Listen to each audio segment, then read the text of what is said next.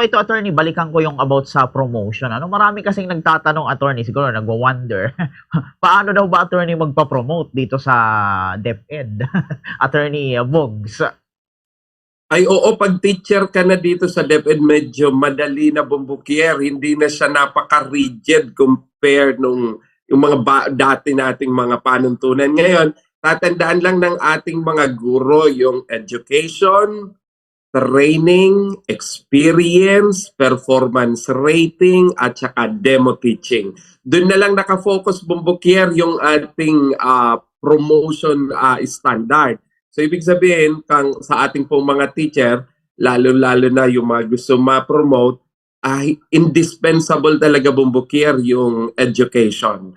Kinakailangan na mag-advanced studies ka. Ibig sabihin, you are one step ahead dyan sa mga tinuturuan natin. So kung ang qualification para makapasok na guro ay teacher, licensed professional teacher, dapat yung mga nagpapapromote at least meron ng unit sa masters o di kaya naman tapos ng masters or nag-continue ng doctorate nila para nang sa ganon ay madali sila kasi education-wise, kinakailangan. Then yung training, dapat ang mga training ng ating pong mga guro ay related to teaching, bumbukier. Kasi kung minsan, ang kanilang mga pinapasok na training ay not related. So hindi rin sila magkakaroon ng points doon, bumbukier, kapag yung kanila pong trainings na mga pinag-attendiran or ang kanilang mga attendance sa training ay not related. So ibig sabihin, kung ikaw ay nagtuturo ng mathematics, mas maganda na related in math. Kung turo ka ng English, related sa English and other learning areas. Dapat naka-concentrate ka doon sa field of expertise mo. Upang sa ganon, madali kang magkaroon ng points doon because related yung training. Education, ganon din pala, bumbukier yung education. Dapat din related doon sa kurso. Kasi kung halimbawa teacher ka, kinuha mo master in business ad, do meron sasabihin mo, meron namang mga business courses o doon ka. Kung hindi ka naman naka-occupied ng business subject like ABM sa senior high school, so medyo mahihirapan yung pag-connect ng ng ating mga kinukuha.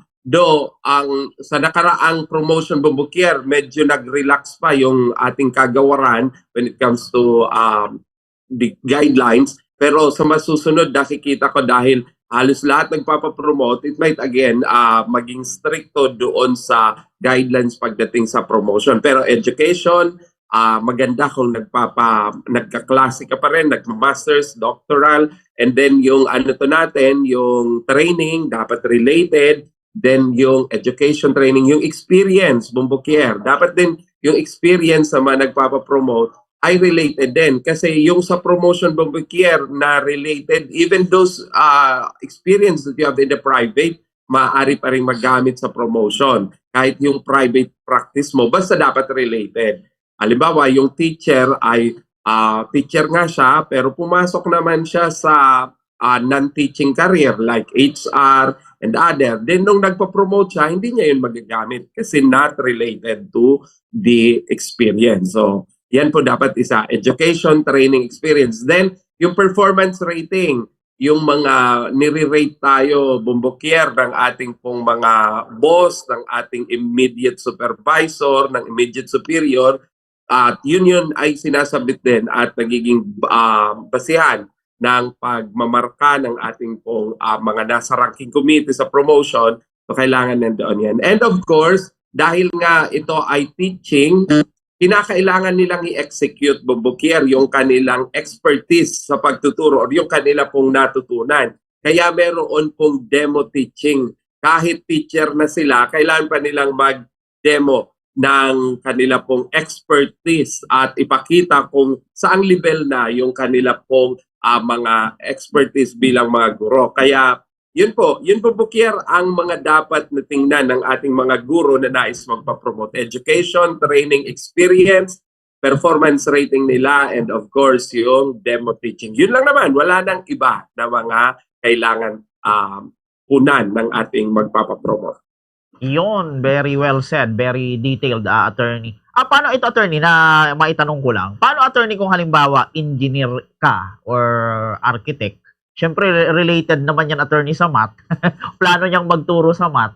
Pwede sa DepEd. Pwede ba yon, attorney?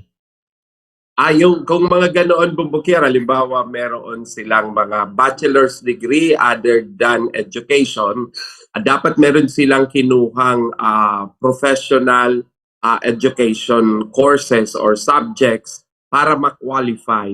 Ang requirement lang nga naman ng ating professionalization law ay at least 18 units. So meron kang bachelor's degree which is like architecture, engineering, plus 18 professional units of education para ma-qualify kang makapag-board exam. And kapag licensure exam for teachers ka and you pass, then you apply, most probably bumbukir yung mga ganoong kurso, magfo-fall siya sa department ng mathematics or sa learning area na math.